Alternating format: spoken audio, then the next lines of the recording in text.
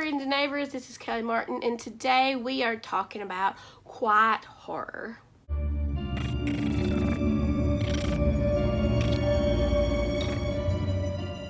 If you hear something outside like a balloon or somebody singing or yelling, it's my kids. It happens. A few weeks ago, I was asked by Vanessa from Fabled, and I will leave her link and the link to the blog post about what I thought about quiet horror. And I thought it was really interesting that she messaged me and asked, because I had never actually heard the term used, so I had to Google it, which is awesome because you learn things when you Google. Sometimes good things, sometimes not good things, but I did learn a good thing for the use of. We got my teacher moment here going. Vanessa asked me about what I thought about quiet horror because she thought my books fit into the quiet horror category or subgenre. And the more I looked into it, I was like, oh yeah, they totally do. So basically, if you don't know what quiet horror is a word or a term that was coined by Charles L. Grant to describe his books. And his books, people were putting them in a category of dark fantasy. He was like, no, they're not dark fantasy. They're more quiet horror. And this is kind of what he said that quiet horror was, or what it has evolved into over the years. Basically, quiet horror is exactly, I guess, what you would think of it to be. It has it can have violence, but it's usually low to medium blood, gory violence. Usually the big scares are left up to the readers or the movie watchers or the TV watchers' imagination. And we all know that imagination can sometimes be even more freaky than whatever we can write about or put on a page. It deals a lot with atmosphere of dread. A lot of times they have haunted houses, kind of like The Turn of the Screw is what I was thinking of for quiet horror. Yeah, it uses elements like that to make the story more scary, to make the story go better. That makes no sense. Let's see if I keep that in there. So basically, quiet horror leaves the big scares up to the reader's imagination. They don't describe everything. You might just hear a noise. You might read about a noise. You might read about, like I've said in a few of my videos, like you have like a word that's out of place, but it's enough to make your brain think, oh, something's up, and kind of makes you feel uneasy when you read it. That's uneasy in a good way. There's usually mystery involved. There's a lot of times ghosts. They can have any kind of paranormal element to it. A lot of times it's like an abandoned house, a haunted house. Like I said, The Turn of the Screw is like the Moore house. I was thinking like Wuthering Heights, even though it's not a horror novel, it's a gothic novel. I think it's gothic. It would be more quiet horror, I would think, too, because of the atmosphere around Heathcliff and the house. When I was thinking of movies, you've heard of the Mandela Effect, right? And if you don't, the Mandela Effect is basically the name given to something where you're pretty sure you know it happened. You know this thing happened, and you would bet $1 million that this thing happened. And then you find out later that it didn't happen. You remember things wrong. And it's not just you that remembers things wrong. Like other people remember the exact same thing wrong.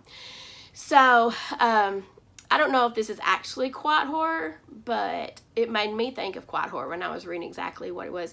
But the Blair Witch Project is, to me, quiet horror because you don't see anything. It's just all rustling, and you see like things left behind and rock piles and things up. And the Mandela Effect is, when I was young, I could have swore that you saw the Blair Witch. I thought it was at the end, and when the guys look at Josh, when he's looking at the wall, I think it was Josh. Josh or Mike. I don't know them apart. I think it might have been Mike. What? I don't know. And I have to rewatch it. One of the guys, not the long-haired guy with the beanie, the other guy. Anyway, he was in the house, and she found him in the basement, and he was staring at the wall. And I always thought that you saw the Blair Witch like a split second. And I might have been the only one that thought that, but when I went back and rewatched it, you do not see her. That's why I consider it both the Mandela effect, because I was wrong. And it could just be me being wrong. If you thought you saw the Blair Witch and the Blair Witch, tell me in the comments, because she is not there. And I don't want to be alone in this. So yeah, I consider it quiet horror because you don't see the supernatural entity. There is a mystery. You don't know where they are. It relies heavily on the atmosphere and the surroundings more than jump scares. Now, I do put jump scares in my books, but I kind of consider it part of the surroundings. So that's basically what quiet horror is. What I wrote in the piece for Vanessa, which is again linked in the bio, will be linked in the description. Oh my goodness. What I wrote for Vanessa for the Fabled website was that I considered quiet horror to be where it's atmospheric, and it's like we've talked about this before on this channel, where the world's tilted and the story's tilted, and as you read it, you kind of know there's something off, but you can't really figure out what's off, and that's kind of the atmosphere around it. So I think of quiet horror as, like I said, more atmosphere, more, it can have gore, but a lot of times it doesn't. The Blair Witch Project does not have, has one bloody scene. Well, kind of bloody, you see a tooth. But other than that, not really. Trinity Row, which is my book, is quiet horror, I believe, in the way that the house is the atmosphere.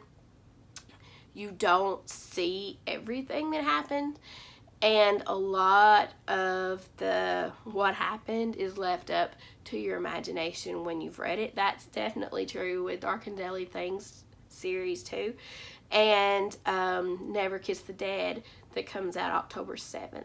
So I really like being in the quiet horror subgenre. I think it's somewhere I want to stay in. I might write something different. Who knows what will happen? But I like atmosphere, and I like, not saying that other types of horror like body horror and I'm trying to think off the top of my head, like body horror and paranormal and anything like that doesn't have atmospheric things in it. But generally, and if it does, then it can be considered quiet horror too. Like, you can have different levels, you can have different subgenres or whatever.